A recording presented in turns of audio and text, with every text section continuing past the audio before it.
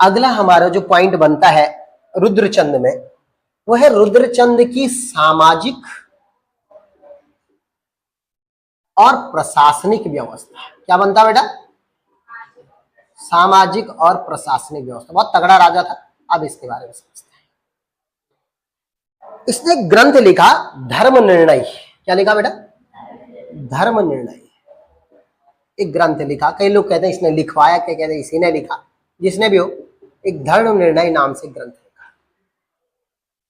और इस ग्रंथ में इसने असली में जो काम किया वो क्या? समाज की व्यवस्था को बदलने का काम किया। समाज की व्यवस्था बदलने का काम किया। सबसे पहले इसने ब्राह्मणों में बदलाव किया, क्योंकि समाज के सबसे प्रबुद्ध वर्ग के लोग ब्राह्मण होते थे पहले।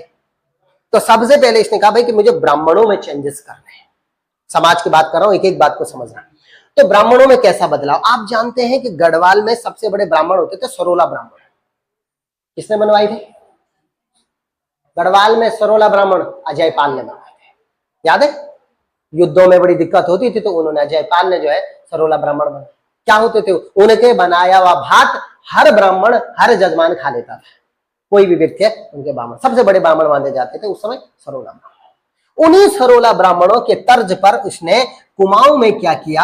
इस धर्म निर्णय ग्रंथ के आधार पर, सुनना जरा, उन्होंने कुमाऊं में ब्राह्मणों का सबसे उच्च वर्ग बनाया, जिसे कहा गया चौथानी ब्राह्मण। क्या कहा गया बेटा? चौथानी ब्राह्मण। कोई दिक्कत है? बोलो, कुछ समझ में नहीं आ रहा तो सबसे ऊपर हो गए। ये चौथानी ब्राह्मणों का काम क्या है? कैसे हैं ये ब्राह्मण? समझना जरा सा। ये ब्राह्मण ऐसे ब्राह्मण हैं कि जो राज कुल में सबसे बड़े पदों पर होंगे, राजा के दरबार में सबसे बड़े बड़े पदों पर, कोई सलाहकार होंगे, कोई मंत्री होगा, कोई बड़े बड़े पदों पर होंगे। सबसे संपन्न ब्राह्मण होंगे चौथानी ब्राह्मण। कौन होंगे बेटा? चौथानी। ठीक है, कोई दिक्कत है? अच्छा, सेकंड नंबर के ब्राह्मण है, उनका नाम है बेटा तिथानी ब्राह्मण। क्या नाम है? ऊपर क्या था? चौथानी, नीचे क्या आ गया? तिथानी। तो ये आ गया तिथानी ब्राह्मण।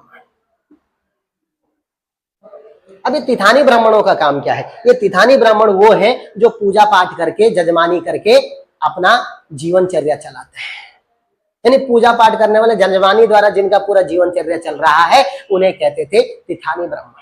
सेकंड नंबर, सबसे ऊपर कौन? फिर कौन? तिथानी ब्राह्मण। हो गए ब्राह्मण। अब तीसरे नंबर के ब्राह्मण होते थे जिन्हें कहा जाता हलिया ब्राह्मण। क्या कहा जाता था बेटा? हलिया। पितलिया भी कहते थे इन्हें, पितलिया, हलिया ब्राह्मण। तीसरे नंबर पर हलिया ब्राह्मण कौन थे? इन बेचारे न तो बड़े बड़े पदों पर होते थे, न ही इनके पास कोई जजमानी थी। बचे हुए जो ब्राह्मण थे, जो अपनी जमीन जायदाद करके, खेती बाड़ी करके हल लगाते थे, उन्हें कहता था हलिया ब्राह्मण। यानी कुमाऊं में ब्राह्मण जो अच्छे माने जाते थे, वो कहते थे वो हल नहीं लगाएंगे, वो बेकार ब्राह्मण है।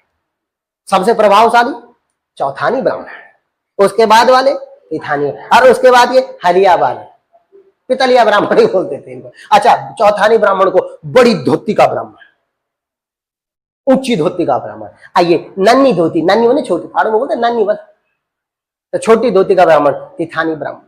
अब थर्ड नंबर पाया हलिया ब्राह्मण। ठीक है कि नहीं?